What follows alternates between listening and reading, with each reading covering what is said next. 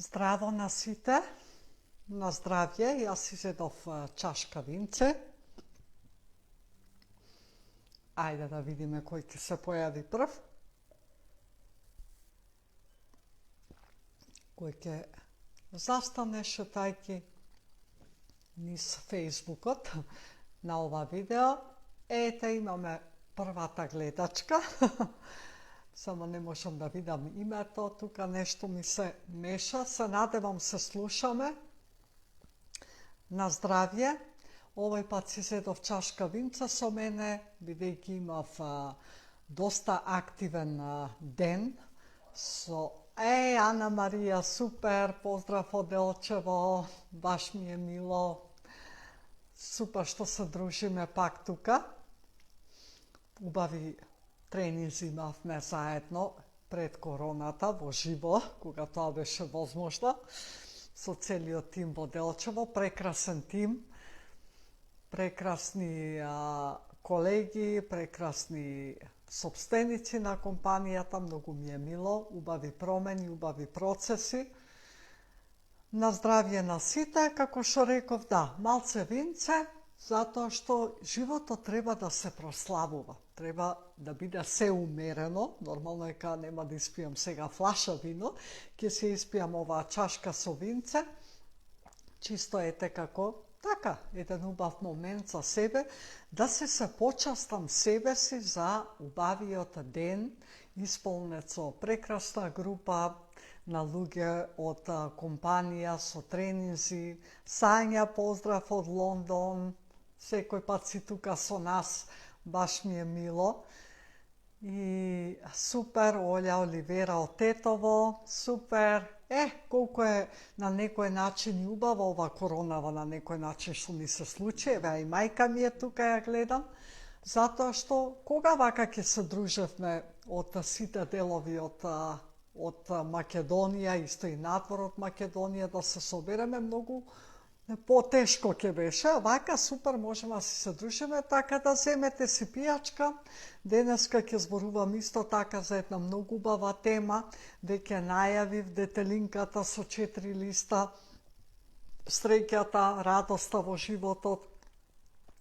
Меѓутоа и Сандра ја гледам поцева, супер. Така на малечки сликички ве препознавам, ама баш ми е мило, ете што ќе се дружиме. Винцето за почеток на ова видео.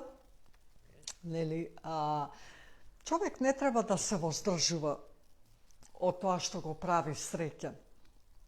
И таа детелинка со 4 листа порано секојаш сме ја барале и ме потсети зашто ја почнав исто таа тема. Полека ќе навлегуваме во темата, дека ни се приклучуваат можеби и други луѓе. Овој викенд беше убав викенд, честит празник на сите и треба да си посакуваме среќа, радост, здравје и успех и секој ден, не само на празници. Ете и Сандра, супер, поздрав. И бидејќи да, се дружев со моите внуци, интересни години, кога од 0 до 7 години, кога се формираат сите програми, да кажам, убедувања, верувања, исто така како го доживуваат светот, како ги доживуваат интеракцијата со луѓето, како ја доживуваат љубовта. Децата од 0 до 7 години знаеме дека во тој период примаат се. И постариот внук, кој што веќе има 6 годинки, цело време беше фокусиран да најде детелинка со 4 листа. Кога го прашав зошто му треба, што ќе добие од детелинката, што му значи, среќа, нели? И ме потикна, нели? Јас секогаш ја употребувам детелинката со 4 листа, секако како во потрага по среќата, меѓутоа и од една друга димензија, значи од еден холистички пристап на гледање на работите.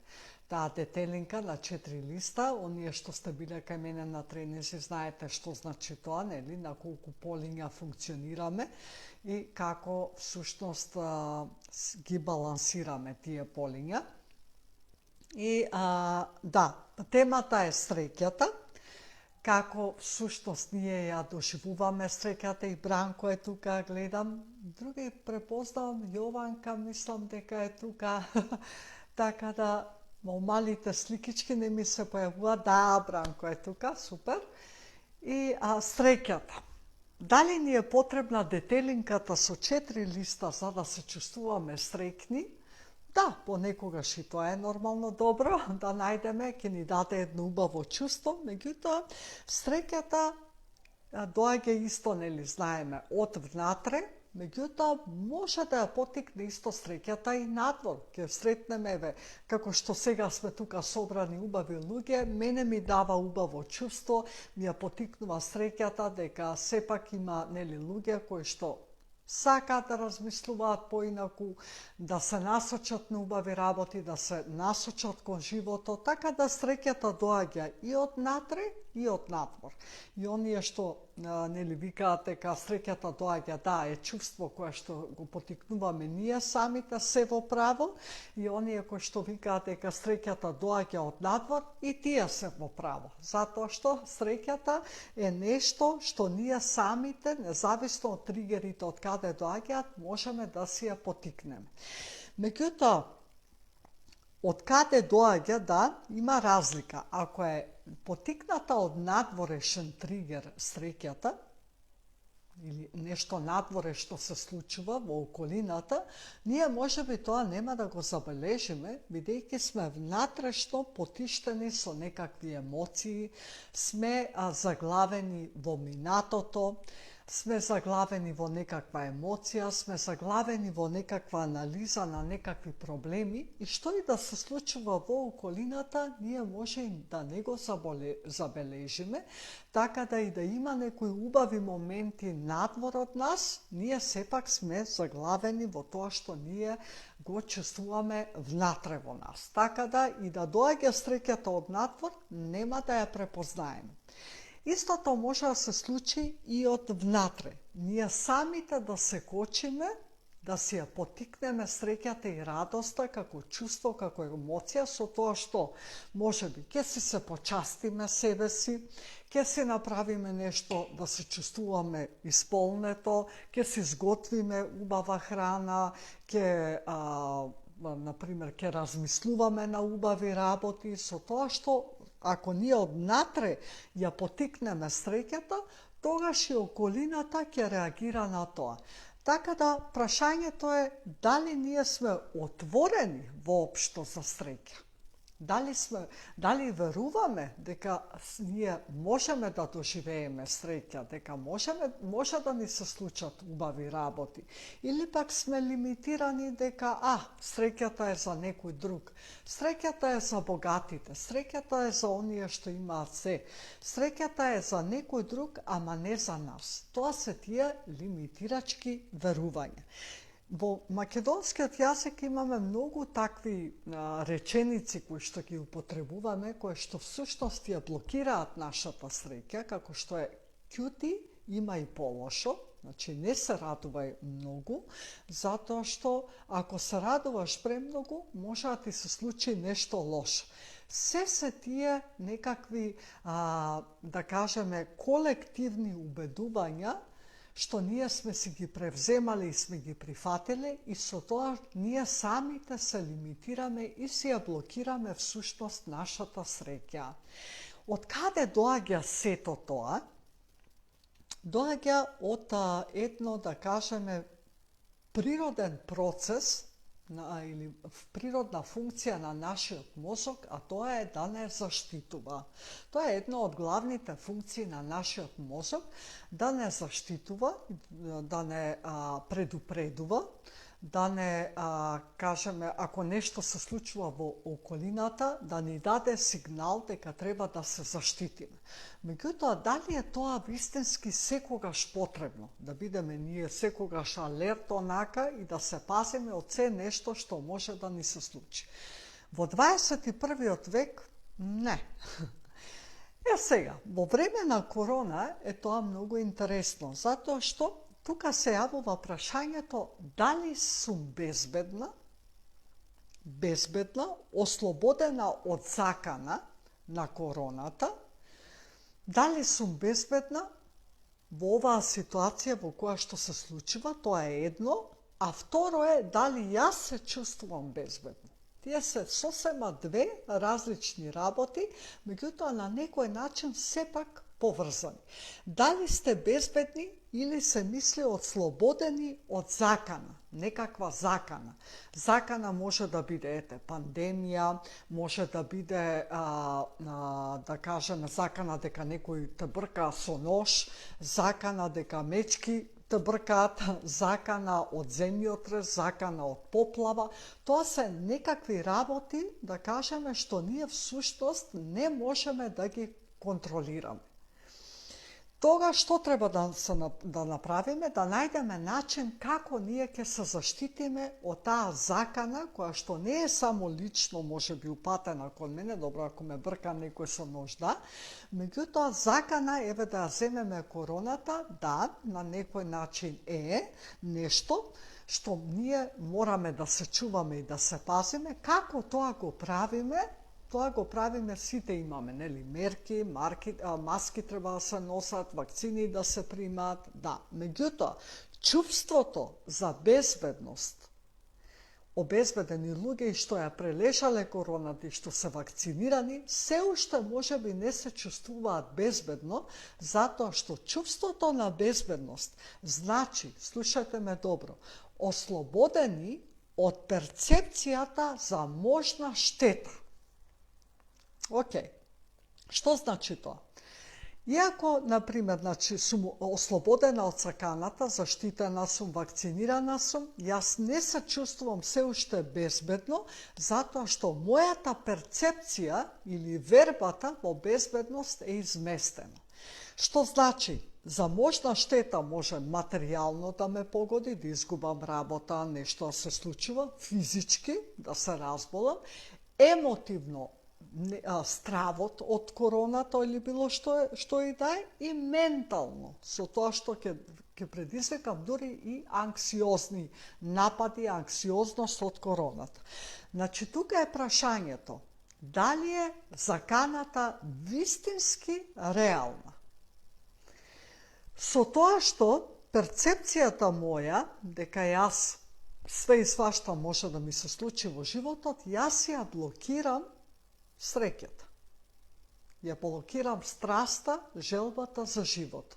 Значи, друго е дали сум безбедна или дали се чувствувам безбедно. Две тотално различни работи.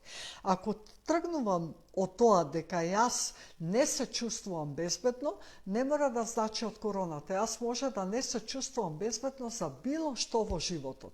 Не сум сигурна дали ќе ја задржам работата, секогаш ќе постои стравот во мене дека нешто може да се случи, или дека може да го изгубам партнерот, или дека може да изгубам работата, или дека се што може да ми се случува. Значи, таа безбедност, чувството на безбедност, што треба да го имам за да функционирам нормално во животот, доаѓа од вербата за живот. Дали јас всушност сум отворена за живот? Затоа што во животот се случуваат секакви работи. Ништо не е сигурно. Кога ќе го примам јас тоа како факт, дека ништо не е сигурно, тогаш всушност започнува ослободувањето и вербата во животот. Ослободувањето и всушност соочување со реалноста дека да, секогаш нешто може да се случи, меѓутоа, да, јас секогаш можам да изберам како ќе реагирам на тоа што се случува моментално во ситуацијата. Каква корист имам јас од тоа уште сега да се плашам за нешто што можеби може да се случи? Никаква корист. Во тој момент, ако живеам јас во таква реалност, дека постојано треба да се плашам и заштитувам од нешто, тогаш не треба да излезам ни на улица. Затоа што опасности секаде има. Затоа викаме, животот е процес, а развојот е опција. И зашто беше сега детелинката? Зашто е важна тој холистички пристап? Во нашиот живот ние се соочуваме или живееме преку 4 полиња. Ментално поле, тоа е мојот ментален имунитет. Како јас се справувам во животот, како се справувам со промени, како се справувам со предизвици, како се справувам во интеракција со луѓе и како се справувам во конфликти. Тоа се 4 работи од кои што ние тргнуваме и кои што ние ги живееме во секојдневието. Менталниот имунитет или когнитивната интелигенција. Иако имам знаење, не значи дека јас тоа искуствено го применувам. Може би знам што треба да правам, меѓутоа не го правам тоа од некои си икс причини. Значи, менталниот имунитет е многу значен. Второто поле е полето на телото, мојата соматска интелигенција. Како јас преку телото се чувствувам безбедно или ја доживувам среќата, страста за животот, за работата, за што и да е. Моето тело вибрира на вибрациите што ги испраќаат мислите. Ако јас сум постојано во процес на заштита, дека од нешто треба да се заштитувам, тогаш и телото ќе ми реагира. Телото ќе ми биде во грч, ќе ми биде целото стегнато, нема да ми биде телото слободно и флексибилно и опуштено, затоа што постојано овакво мислите даваат сигнали дека постојано од нешто треба да се заштитувам.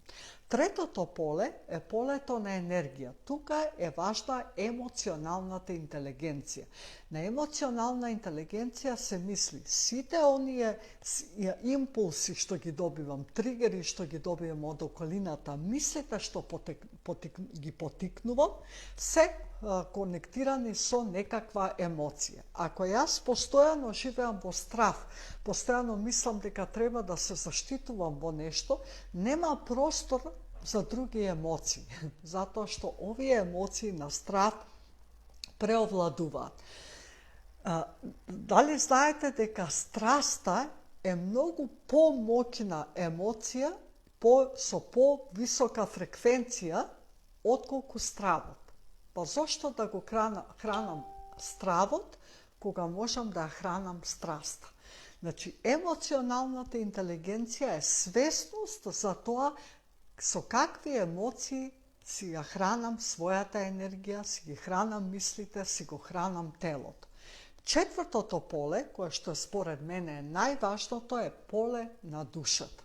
Во полето на душата се сите живеат моите предци, живее моето семејство, фамилија преку мене, значи со сите динамики и заплети од семејството и трауми што ги имаат.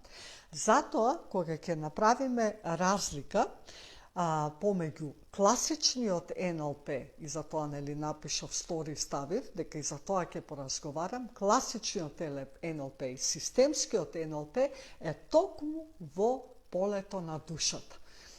Затоа што сите тие начини на размислување, како дали јас се чувствувам безбедно, доаѓаат од семејството. Дали јас сум се чувствувала безбедно во околината во која што сум растела, или во околината во која што сум растена, сум воспитувана дека постојано треба да се заштитувам од нешто. Не се отварај премногу кон луѓето. Луѓето знаат да те повредат. Не се предавај премногу во љубовта, затоа што љубовта боли. Не се насочувај премногу кон парите, затоа што парите се отепувачка.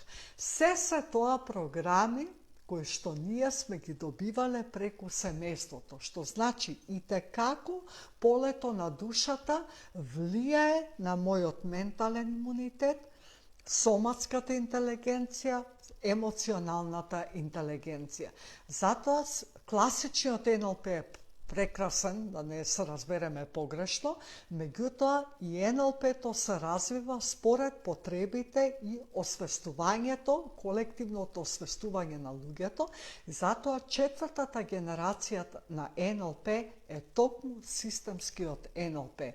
Ние мораме да се гледаме себе си холистички. Исто и класичната медицина веќе се отвара кон холистичкиот пристап. Исто и сега гледаме дека исто така се случува со ковидот, со короната, дека менталниот имунитет, начинот на кој што се справувате со тоа што го слушаме постојано во медиумите и како влијае на начинот на кој што вие живеете короната или се справувате со сите симптоми што ги има и што ги носи овој вирус, што е реалност. Така да, системскиот НЛП не е лесен процес, веднаш ќе ви кажам. Затоа што, да речеме, класичниот НЛП многу исто така се користи во бизнисот, преговарачки вештини, комуникацијски вештини, продажни вештини. Меѓутоа, позади нив е секогаш личноста со своите динамики и заплети што се ги носи од семејството. За долгорочни промени, системскиот НЛП е многу поважен затоа што ги откривате вашите стратегии на преживување, што се многу значени. И затоа викам дека тој процес не е лесен. Некои од вас што сте овде денеска што мене, што сте го проминале системскиот НЛП, знаете како тој процес изгледа.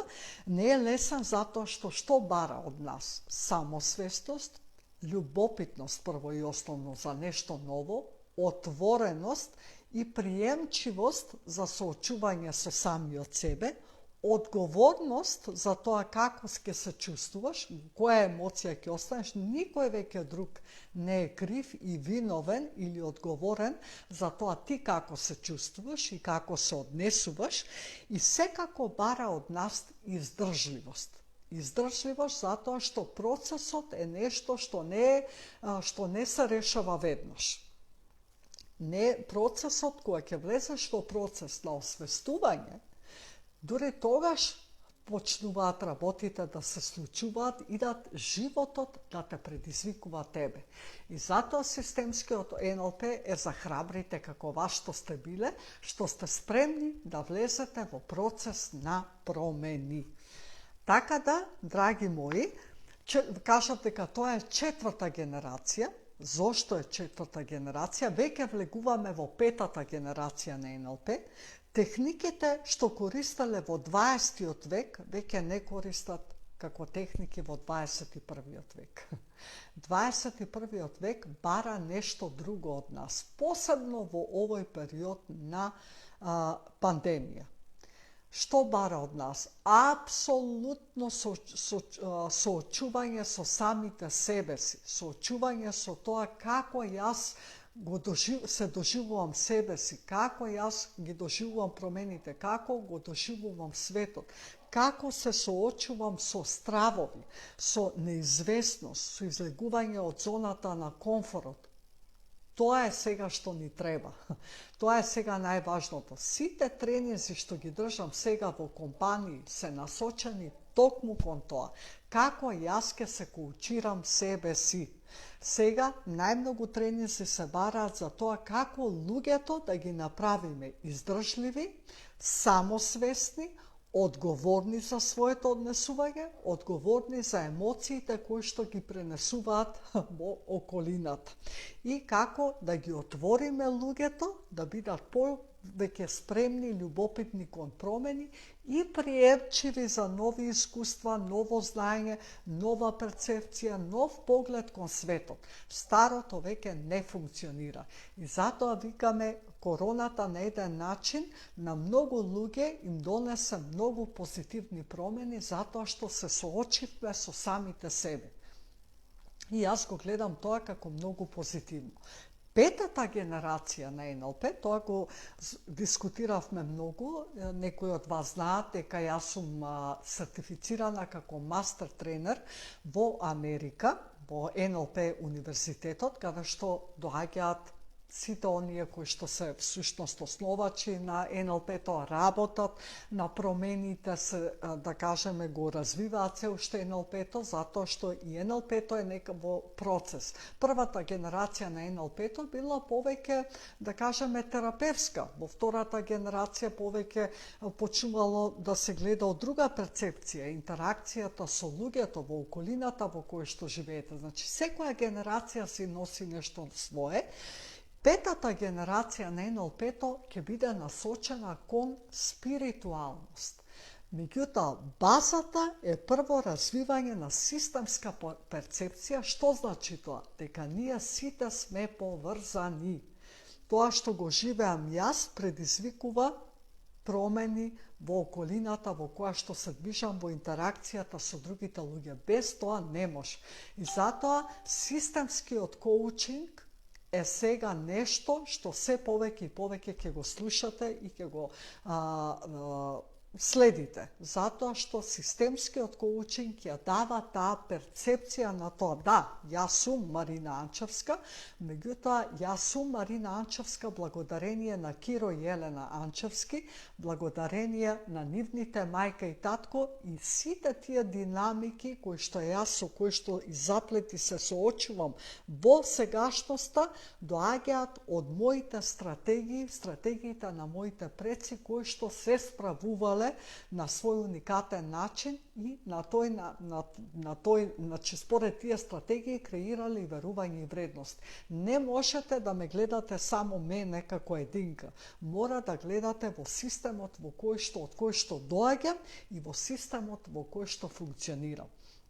Че системската перцепција е базата на отвореноста кон спиритуалноста, духовноста. Сега тука се разбереме, ка не се работи за религија, затоа што и религијата е еден вид на институција, спиритуалноста се мисли на системска или колективна интелигенција, systemic intelligence. Колективната интелигенција или свесноста за тоа дека ние сме сите поврзани, меѓутоа и овакво природата, универзумот, Господ, што сакате кажете, дека ние не постоиме сами по себе луѓето и дека ние постојано ќе уништуваме се во околината и природата, ние сме дел од природата, ние сме дел од универзумот, ние сме дел од еден поголем систем. Така да, драги мои, доколку не сте почнале холистички да се гледате себе си, да го гледате обкружувањето во кое што функционирате, време е да го започнете. Вашиот физички имунитет зависи од вашиот мајндсет, зависи од вашиот ментален имунитет. Болестите не се случуваат случајно. Не се разболуваме туку така. Тоа е еден цел процес кој што зависи од многу работи. Исто така и од полето на душата и од фамилиарните, да кажеме, блупринт, што се вика, што си го носиме, не само ДНК-та. Дури викаат Брус Липтон, нели, ако го слушате и ако го следите, дека и ДНК-та е резултат на нешто друго, поголемо. Има врска исто така и од системските динамики, трауми, заплети кои што живеат во семејството.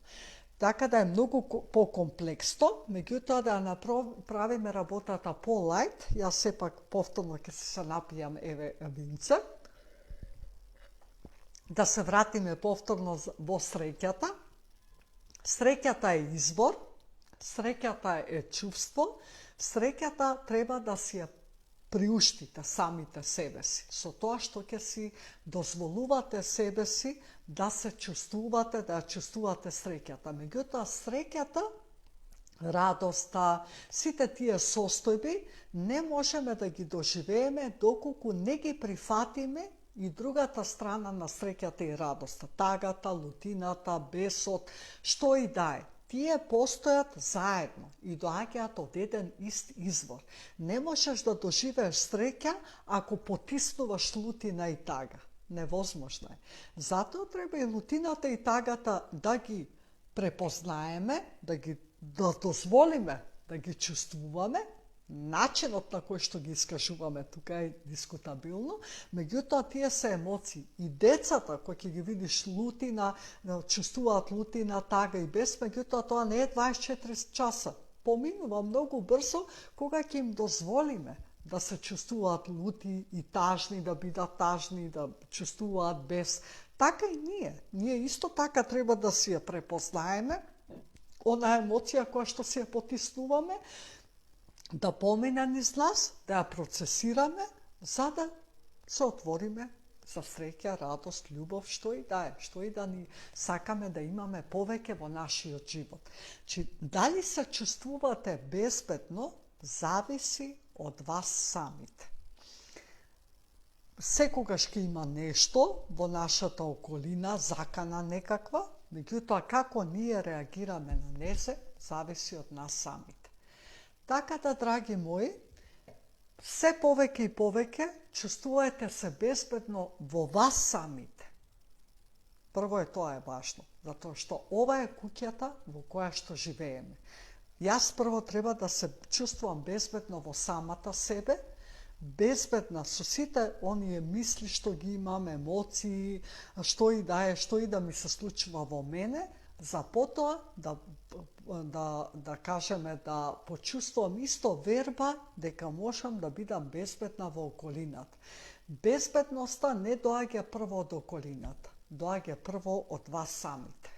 Дали вие сте чувствувате безбедни со сите тие мисли што ви се мотаат низ главата и сите тие емоции што ги чувствувате, дека можете да ги трансформирате или дека ќе ве опсемат. Сите тие фобии, стравови, се тоа креација на нашиот ум.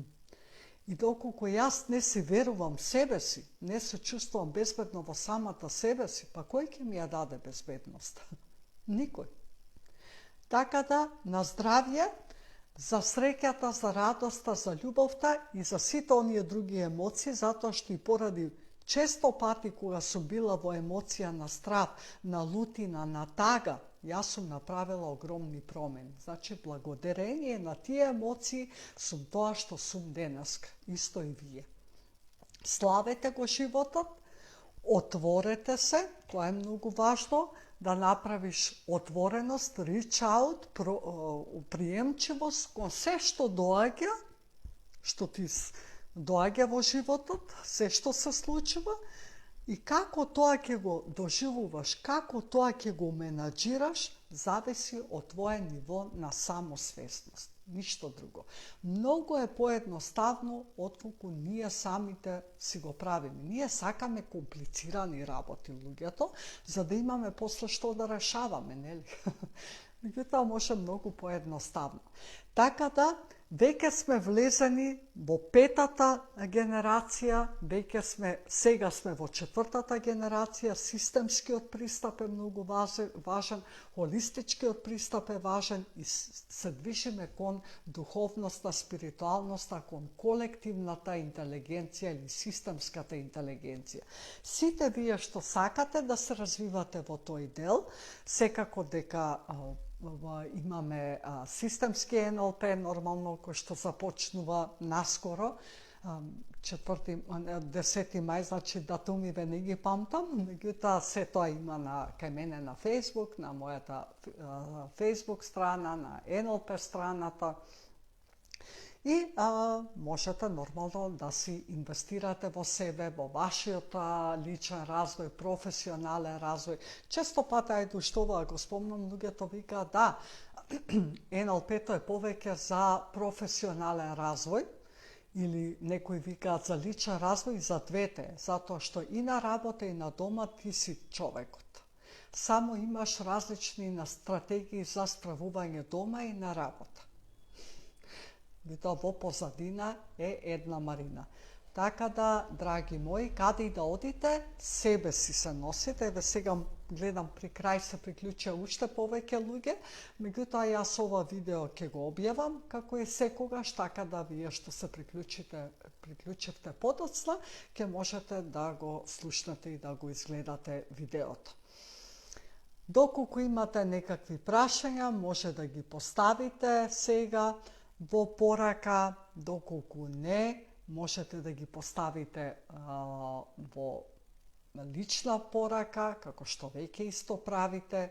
Можеби нема да одговорам веднаш, меѓутоа секако одговарам на вашите пораки и ве очекувам дали на некој тренинг, дали на некој друг лајв, дали индивидуално. Тука сум за вас и мојата мисија е да го ширам тој системски пристап, да отварам еден друг поглед на гледање на работите, кој што е многу поедноставен од колку што си мислиме.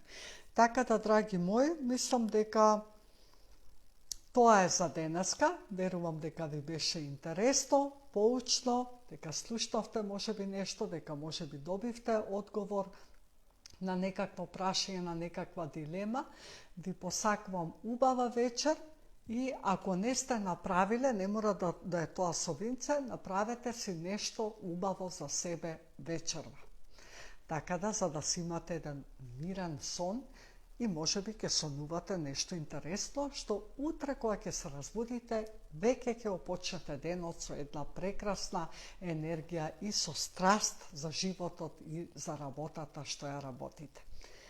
Поздравче на сите, ви благодарам за сите лајкови, сите срциња, за убавите пораки и уживајте во животот, затоа што имаме само еден и многу брзо се движи. Знам дека сме сите свесни за тоа, посебно во овој период. Чао, чао и убав ден. Благодарам Даринка, ви благодарам на сите, Лидија, Ербил, поздрав и на сите пораки што поминавте и имајте си убава вечер. Поздравче, чао!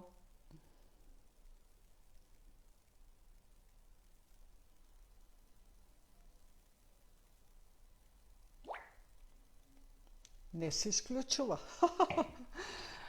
Нешто вика универзумот дека треба да останем уште малку. Океј, ќе пробам пак.